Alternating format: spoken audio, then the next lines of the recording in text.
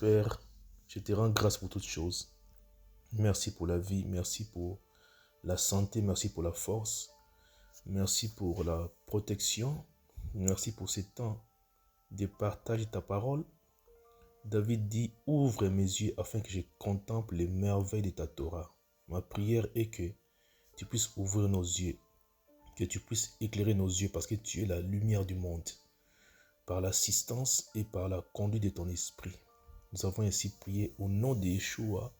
Amen. Nous allons donc continuer à parler des ministères, de la condamnation et de la justification. Nous allons lire dans Romains chapitre 7, versets 12 à 25. Je lis les versets 12 et 13. Ainsi, la Torah est vraiment sainte, et le commandement est saint, et juste et bon. Ce qui est bon, est-il donc devenu pour moi la mort? Que cela n'arrive jamais. Mais le péché, afin de se manifester en tant que péché, a produit en moi la mort par le moyen de ce qui est bon, afin que par le moyen du commandement, le péché devienne excessivement pécheur. En effet, Paul décrit la Torah comme étant sainte et le commandement saint, juste et bon, parce que la Torah n'encourage pas le péché. La Torah n'était pas pour la mort. Le Seigneur ne peut pas envoyer une doctrine pour justifier les gens et en même temps les tuer. Le problème est que le péché est passé par le moyen de la Torah pour se manifester en tant que péché, a produit la mort en nous. Autrement dit, le péché s'appuie sur la loi ou la Torah pour nous condamner. Versets 14 et 15. Car nous savons que la Torah est spirituelle, mais moi je suis charnel, vendu sous les péchés. Car ce que j'accomplis, je ne le comprends pas. Car ce que je veux, je ne le pratique pas. Mais ce que je hais, je le fais. Un esclave, c'est quelqu'un qui n'est pas libre de ses décisions. Esclave parce que nous sommes charnels et vendus au péché. Nous sommes esclaves du péché malgré la loi qui est spirituelle. C'est pourquoi voici le fonctionnement d'un esclave. Ce que j'accomplis, je ne le comprends pas. Ce que je peux, je ne le pratique pas. Ce que je hais, je le fais. Et pourtant, un homme libre comprend ce qu'il accomplit. Pratique ce qu'il veut, ne fait pas ce qu'il hait. C'est parce que nous sommes esclaves du péché, tout simplement. Verset 16, 17. Or, si ce que je ne veux pas, je hais, j'avoue que la Torah est bonne. Mais maintenant, ce n'est plus moi qui accomplis cela, mais le péché qui habite en moi. La Torah est bonne par le fait déjà de comprendre que ce que je veux, je ne le fais pas. Ce qui prouve que la Torah m'enseigne à faire les bonnes choses. Paul réalise la puissance du péché qui habite dans l'homme et qui les rend esclaves et qui accomplit les choses à sa place. Il est une marionnette, raison pour laquelle il fait ce qu'il ne veut pas. Le péché lui impose à faire les choses contre sa volonté. Versets 18 à 20. Car je sais qu'il n'y a rien de bon en moi, c'est-à-dire dans ma chair, parce que le vouloir est à ma portée, mais je ne trouve pas le moyen d'accomplir ce qui est bon. Car le bien que je veux, je ne le fais pas, mais le mal que je ne veux pas, je le pratique. Car si ce que je ne veux pas, je le fais, ce n'est plus moi qui accomplis cela, mais le péché habitant en moi. Paul reconnaît qu'il n'y a rien de bon dans la chair. La chair est un parasite.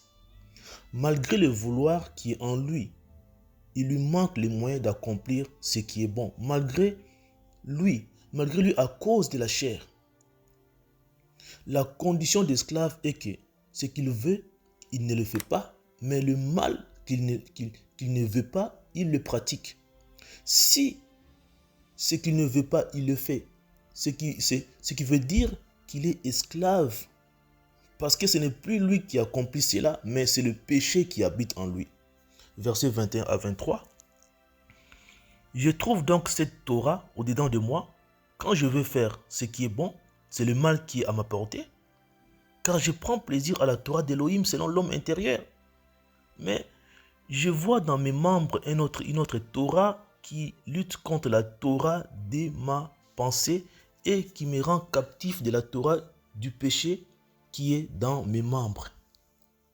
Donc Paul a réalisé qu'il y a une lutte entre deux lois. Il y a une loi du péché qui est dans ses membres, qui lutte contre la loi d'Élohim qui est dans sa pensée. Raison pour laquelle, dans cette lutte, au-dedans de lui, lorsqu'il veut faire ce qui est bon, c'est le mal qui est à sa portée. Il comprend qu'il est captif de la Torah du péché qui est dans ses membres, malgré qu'il prend plaisir à la Torah d'Élohim selon l'homme intérieur. Versets 24 et 25. Misérable être humain que je suis, qui me délivrera du corps de cette mort? Je rends grâce à Elohim au moyen de Yahushua Mashiach notre Seigneur. Ainsi donc, moi-même, par la pensée, je suis en effet l'esclave de la Torah d'Elohim, mais par la chair de la Torah du péché. Paul se sent misérable dans sa condition d'esclave sous la Torah. C'est pourquoi il cherche la délivrance de son corps de la mort, puisque c'est dans la chair où réside le problème. La solution, c'est par le moyen de Yahushua Mashiach qui est la croix. Paul dit dans Colossiens, chapitre 2, verset 14, qu'il a effacé l'acte dont les dogmes étaient contre nous et qui nous était contraire, et il a enlevé hors du milieu de nous en le clouant à la croix. Ces versets parlent de la délivrance de la Torah et de la justification par la grâce. L'acte dont les dogmes étaient contre nous, c'est la Torah. Il a enlevé cet acte de la Torah en le clouant à la croix. C'est la justification. Le terme effacer, enlever signifie justifier. Il est esclave de deux manières. Premièrement, par la pensée. Il est esclave de la Torah d'Élohim. Et deuxièmement, par la chair, il est esclave de la Torah du péché. Nous allons lire dans Romains, chapitre 5, verset 1. Étant donc justifiés sur la base de la foi, nous avons la paix avec Elohim par le moyen de notre Seigneur Yahushua Mashiach. Donc tous ceux qui ne sont pas justifiés par la foi n'ont pas la paix avec le Seigneur. La justification par la foi est aussi synonyme de réconciliation avec Elohim. Lorsque nous sommes justifiés, nous avons la paix, l'harmonie, la sûreté, la sécurité, la prospérité, la félicité avec Elohim. Étant donc justifiés par la foi, signifie que nous sommes condamnés sans la foi. La paix est le résultat de la justification. La paix est l'état d'une personne libérée de la condamnation. Dans le dictionnaire français, le mot justifié signifie aussi absoudre, dédouaner, disculper, exempter, gracier, pardonner, sauver, acquitter, blanchir ou blanchir, innocenter, etc. Paul dit dans Galates 2, 21 que je n'annule pas la grâce d'Élohim, car si la justice est par le moyen de la Torah, Mashiach est donc mort gratuitement. Donc le Mashiach n'est pas mort gratuitement, il est mort parce que la justice n'est pas par le moyen de la Torah, il est mort pour nous justifier. 2 Corinthiens chapitre 5 verset 21 dit que celui qui n'a pas connu le péché, il a fait devenir péché en faveur de nous, afin que nous devenions justice d'Élohim en lui. Donc à la croix, Yahweh a fait devenir Yeshua péché et non pécheur. Sinon, il aurait été disqualifié par la justice divine. Il est devenu péché afin que nous soyons non seulement justifiés, mais aussi que nous devenions justice d'Élohim en lui. Ainsi, la justice d'Élohim, c'est en Christ.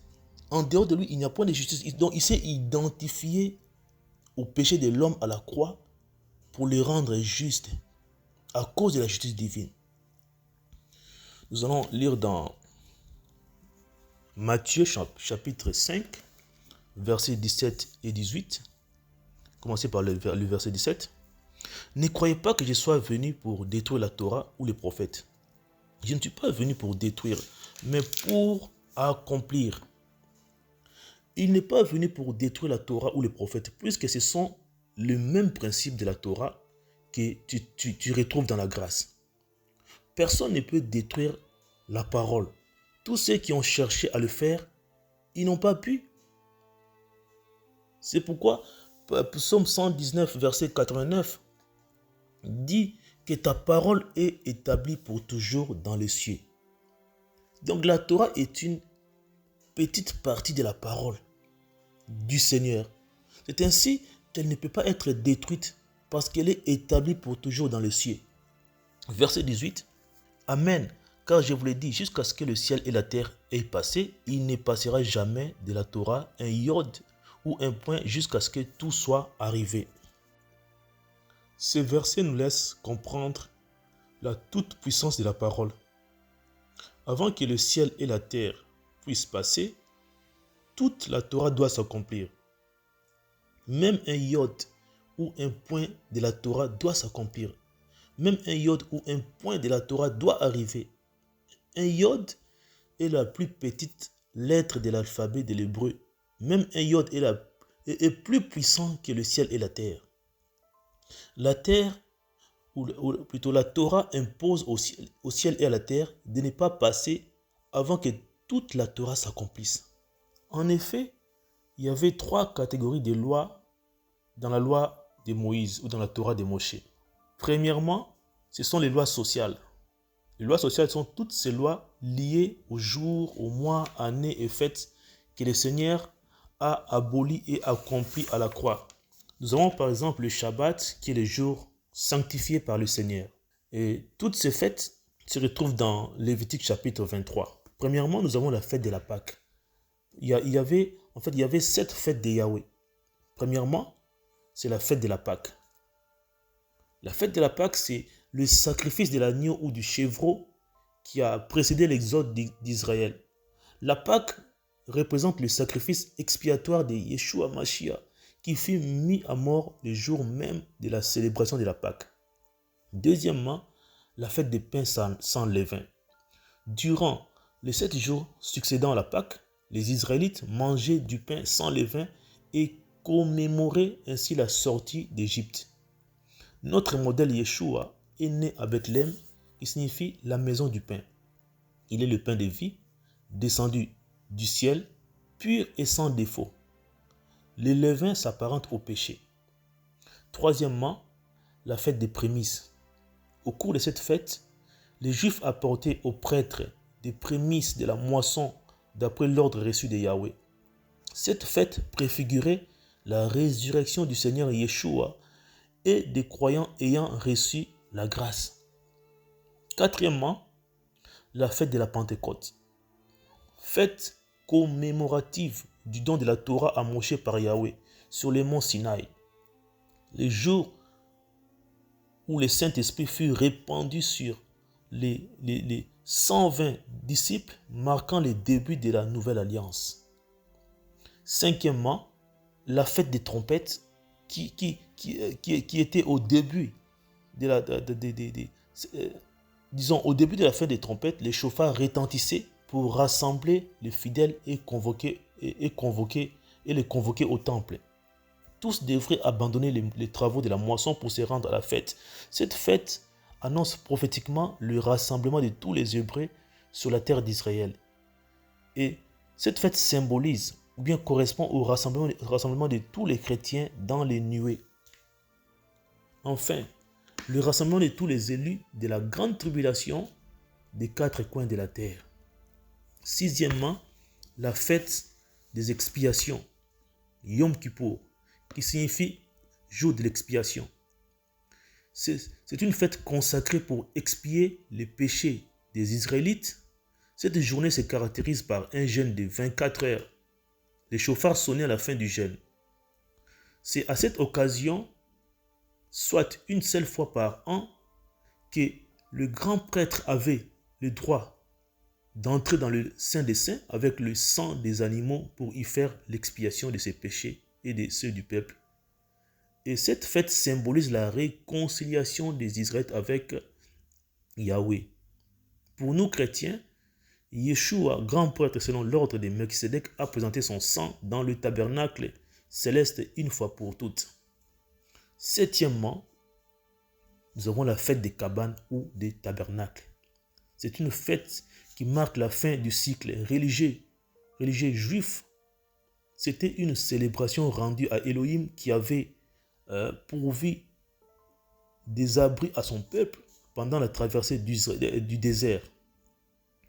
Après la sortie d'Égypte, les chrétiens sont des cabanes, tabernacles ou tentes d'Elohim sur la terre.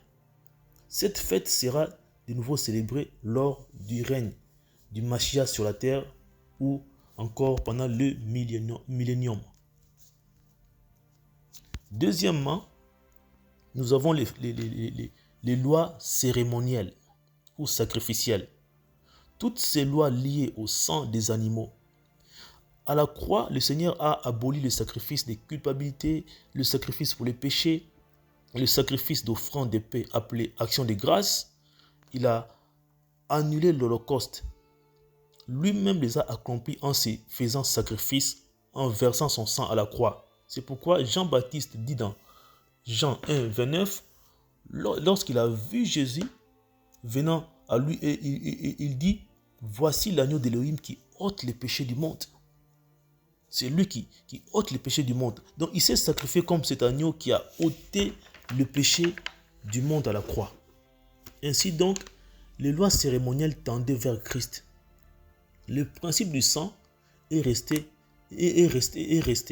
dans la nouvelle alliance. Sauf que les animaux sont écartés. Ce qui veut dire qu'il a aboli ces sacrifices animaux pour les accomplir en se faisant lui-même sacrifice. Raison pour laquelle Hébreux 13, verset 8, dit que Yeshua Mashiach est le même hier, aujourd'hui et pour les âges. Il ne change pas par rapport à ces principes. Il a aboli les sacrifices des animaux en se faisant lui-même sacrifice. Il a donc maintenu les principes du sang. Troisièmement, nous avons les lois morales. Ces lois sont encore de vigueur jusqu'aujourd'hui, qui n'ont jamais été abolies, que Yeshua a accompli à la croix. Les lois morales expriment le caractère du Créateur. Toutes ces lois liées à l'idolâtrie, au fait de prendre le nom de Yahweh en vain, ces lois qui sont liées à honorer les parents, au meurtre, à l'adultère, au vol, au faux témoignage, à la convoitise, etc. Toutes ces lois ayant trait au péché. Yeshua dit dans Jean 8, 46, il dit, qui d'entre vous me convainc de péché? Il n'a jamais péché, il a vécu dans une perfection morale, sans précédent. Jésus a même amplifié les lois morales. Il dit dans Matthieu, chapitre 5, verset 27-28, il dit, vous avez entendu qu'il a été dit aux anciens, tu ne commettras pas d'adultère. Mais moi je vous dis, quiconque regarde une femme pour la convoiter, a déjà commis un adultère avec elle dans son cœur. Donc la convoitise n'est pas seulement par les yeux, mais aussi au niveau du cœur. La grâce va de l'intérieur vers l'extérieur. Elle met l'accent sur la transformation intérieure. En effet, il n'y a aucun homme sur la terre qui fasse ce qui est bon et ne pêche jamais. Jésus est cet homme exceptionnel qui n'a jamais péché pendant son séjour sur la terre parce qu'il était moralement parfait. Raison pour laquelle il peut justifier les humains. Dans Jean 1, 45, Philippe dit à Nathanaël, c'est lui au sujet duquel ont écrit Moshe dans la Torah et les prophètes, nous l'avons trouvé. C'est Yehoshua de Nazareth, fils de Yosef. Question, comment Yeshua a-t-il accompli la loi? Point d'interrogation. Comment Yeshua a-t-il accompli la Torah? Premièrement, par sa vie sans péché et irréprochable. Nous allons lire dans Exode chapitre 12, verset 5. Ce sera un agneau ou un chevreau sans défaut, mâle, fils d'un an, vous les prendrez d'entre les brebis ou d'entre les chèvres. Donc l'agneau ou le chevreau devrait être sans tache et sans défaut pour être sacrifié. 1 Pierre chapitre 2, versets 21 et 23. Car c'est à cela que vous avez été appelés, parce que Machia a aussi souffert pour nous, nous laissant un modèle, afin que vous suiviez ses traces. Lui qui n'a pas commis de péché et dans la bouche duquel il ne s'est pas trouvé de tromperie, lui qui insultait, n'insultez pas en retour, maltraité, ne menacez pas, mais s'en remettez à celui qui juge justement. Donc nous sommes appelés à suivre les traces de celui qui n'a jamais commis des péchés, qui n'a jamais trompé de sa bouche. Lorsqu'il était insulté, il n'a pas insulté en retour. Lorsqu'il était maltraité, il ne menaçait pas en retour, mais il se remettait à celui qui juge, au juste juge, au juste juge, quoi, à celui qui juge justement. Voilà, donc il était irréprochable. Nous allons lire dans Hébreux chapitre 4, versets 14 et 15.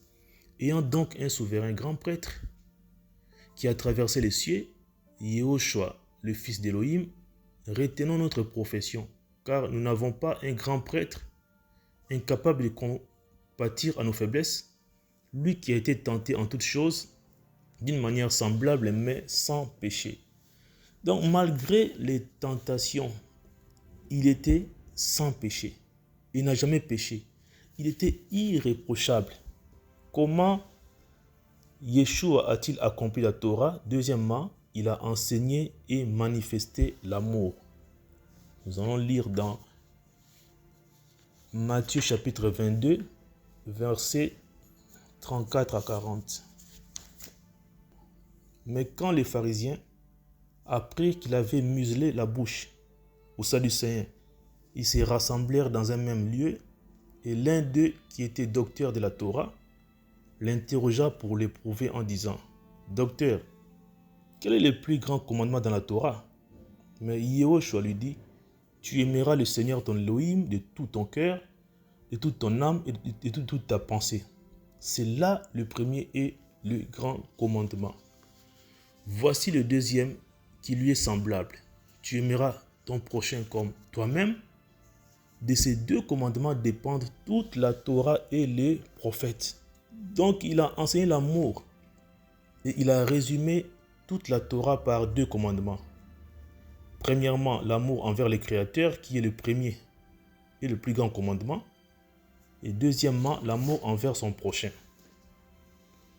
Matthieu 7, verset 12.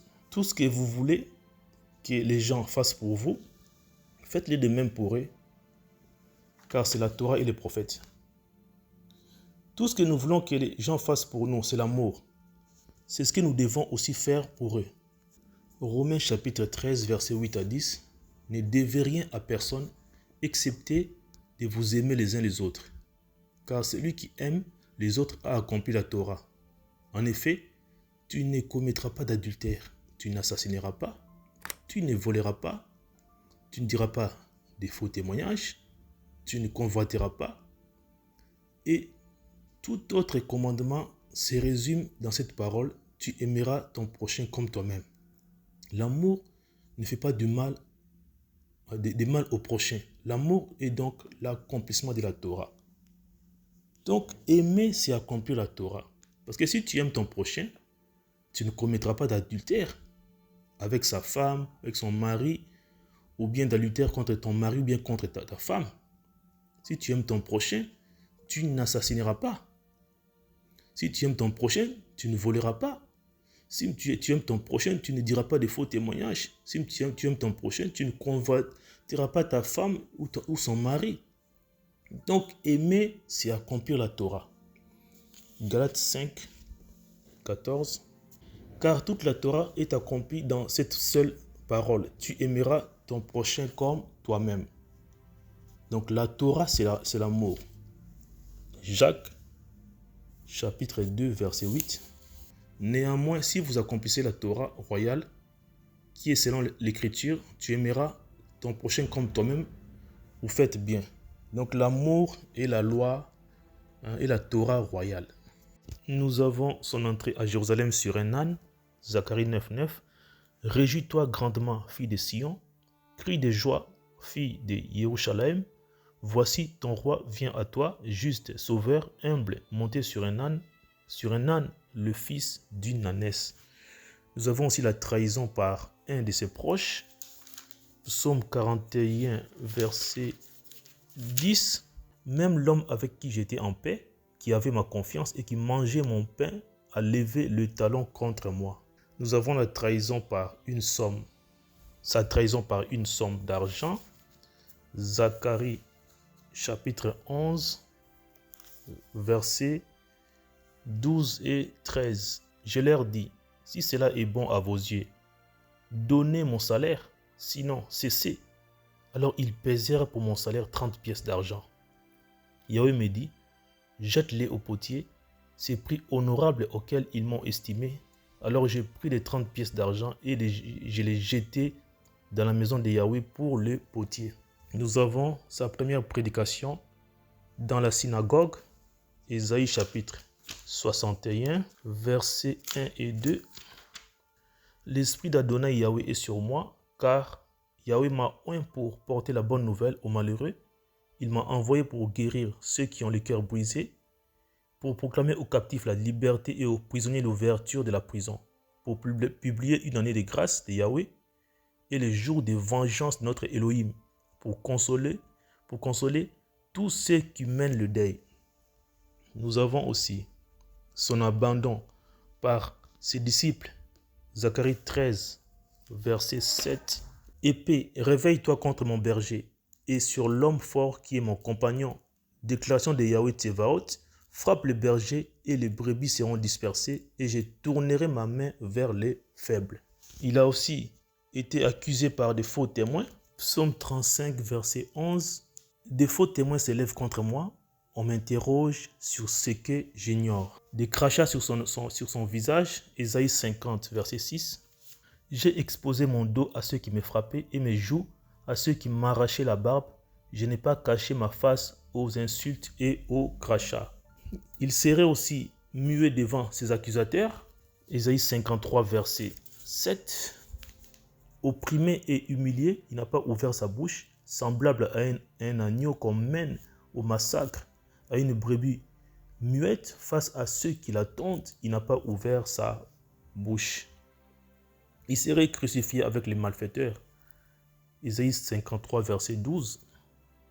C'est pourquoi je lui donnerai une part avec les grands, il partagera le butin avec les puissants, parce qu'il a livré son âme à la mort et qu'il a été mis au rang des transgresseurs, parce qu'il a porté lui-même les péchés de beaucoup et qu'il a intercédé pour les agresseurs. Comme quoi, il allait prier pour ses persécuteurs dans sa souffrance, Ésaïe 53, 12 toujours, qui dit la même chose, qu'il aurait aussi les pieds et les mains percés, Psaume 22, verset 17, car des chiens m'entourent, une assemblée de méchants tourne autour de moi, ils ont percé mes mains et mes pieds. Le hochement des gens, Psaume 22, verset 7, et moi, je suis un ver et non un homme, l'insulte des humains et le méprisé du peuple. Il y a aussi Psaume 109, verset 25 plutôt. Je suis devenu pour eux une insulte. Quand ils me voient, ils secouent la tête. Et qu'ils seraient abandonnés à la croix, Psaume 22, verset 1, verset 1 et 2. Mon aile, pourquoi m'as-tu abandonné, t'éloignant de ma délivrance et des paroles de mon rugissement? Il y a aussi ces os ne devraient pas être brisés. Psaume 34, verset 21. Il garde tous ces os, pas un d'eux n'est brisé. Il a aussi été prophétisé comme quoi l'obscurité devrait couvrir toute la terre lors de sa crucifixion. Amos, chapitre 8, verset 9.